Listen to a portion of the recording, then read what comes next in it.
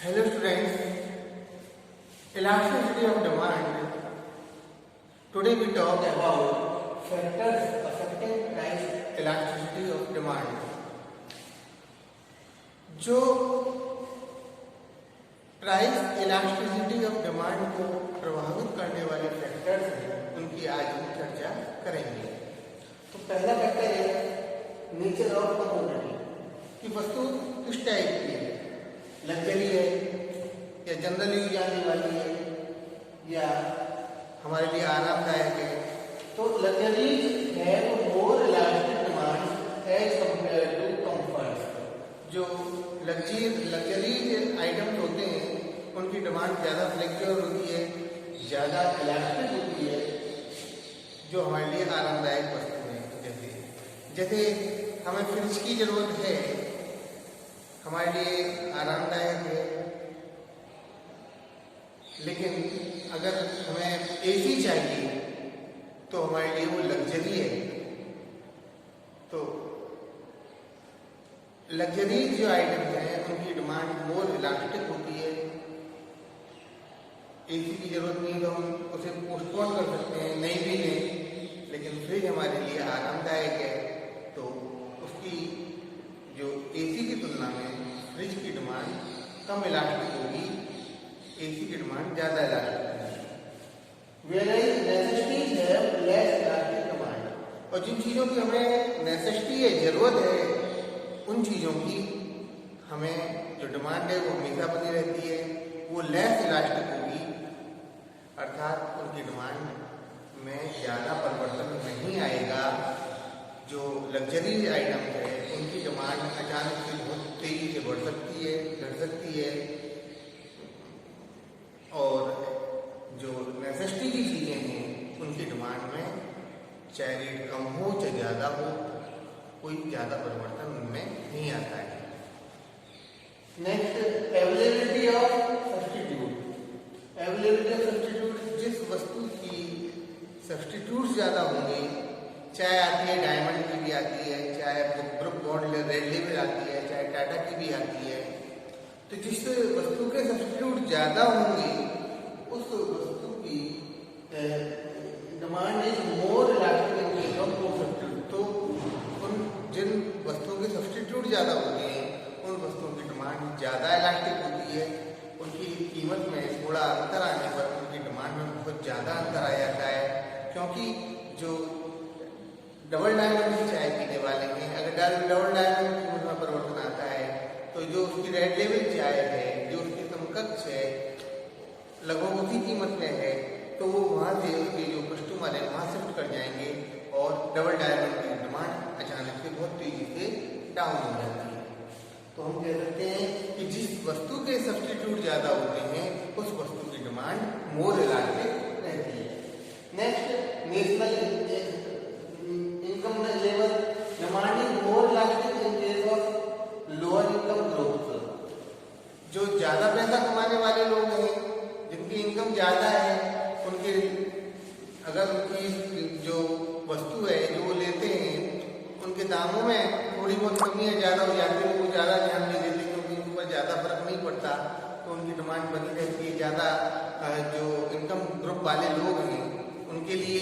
लेकिन जहाँ कम इनकम का मामला होता है, जहाँ पर इनकम कम होती है, वहाँ पर लोग एक एक पैसे के लिए देखते हैं, तो किसी वस्तु के प्राइस में थोड़ा सा भी परिवर्तन उनकी डिमांड में बहुत ज़्यादा परिवर्तन ला देता है।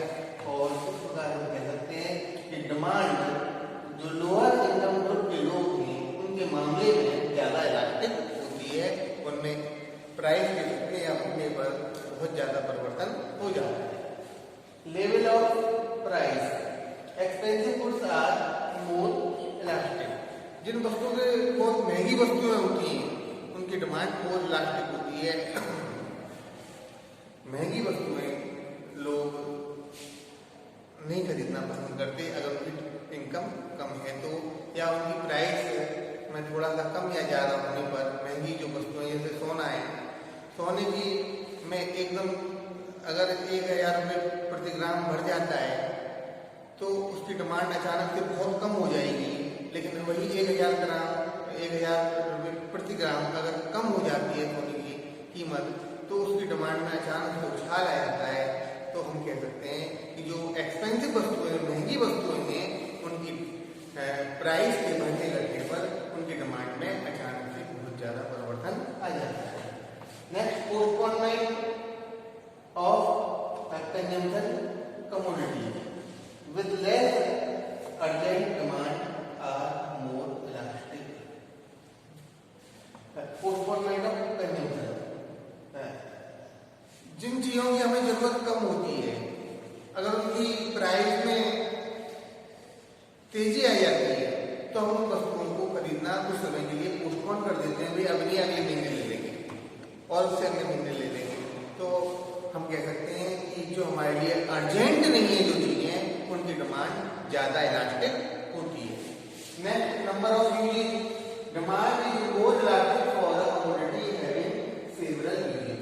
जिन वस्तुओं की को हम एक से ज्यादा यूज में लेते हैं, जिन वस्तुओं के एक से ज्यादा यूज होती है, उनकी डिमांड भी मोर इलास्टिक होती है, उनकी डिमांड में भी अचानक से बहुत ज्यादा परिवर्तन आ जाता है। Share in total expenditure, goods that comprise a larger share of consumers budget tends to more elastic. जिन वस्तुओं पे हम अपने बजट का ज्यादा पैसा खर्च करते हैं, अपनी इनकम का जितना ज्यादा पार्ट इसमें खर्च करते हैं, अगर उन वस्तुओं की कीमत में थोड़ी सी बढ़ोतरी होती है तो उनकी डिमांड में अचानक से बहुत ज्यादा कमी आ जाती है। और उन वस्तुओं की हमें अगर थोड़ी सी उनकी प्राइस में अगर थोड़ी कमी हो जाती है तो उनकी डिमांड अचानक से बहुत ज्यादा बढ़ जाती है। तो जो चीज हमारे बजट का बहुत ज्यादा भाग लेती है, अर्थात हम जिन चीजों पर ज्यादा पैसा खर्च करते हैं हर महीने, तो उन बजट की चीजों में अगर थोड़ी सी प्राइस में ज्यादा या कम होने पर उनकी डिमांड में भी बहुत ज्यादा परिवर्तन आ जाता है। Next time period, demand tends to be more inelastic in short term than in long term.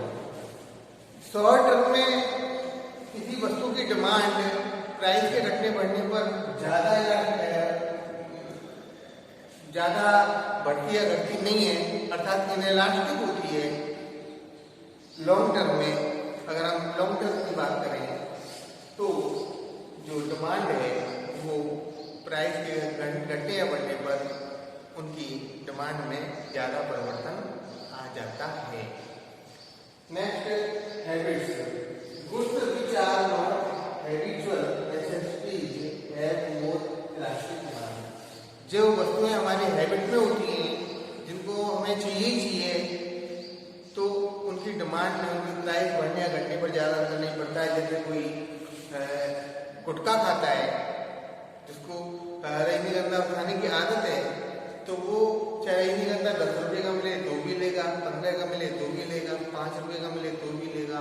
तो उसकी कीमत बढ़ने घटने का उसकी डिमांड पर ज्यादा फर्क नहीं पड़ता। लेकिन जो चीज हमारे लिए हैबिट में नहीं है, इन चीजों को मिले ना मिले कोई फर्क नहीं पड़ रहा, तो ऐसी वस्तुओं की डिमांड में उनके प्राइस घटने बढ़ने पर कोई अंतर नहीं आता, ज्यादा इलास्टिक नहीं होती। अर्थात जिन वस्तुओं की हमें हैबिट नहीं है उन वस्तुओं की डिमांड मोर इलास्टिक होती है, जिन वस्तुओं की हमें हैबिट होती है उन वस्तुओं की डिमांड लेस इलास्टिक होती है। Okay, bye bye, Tata.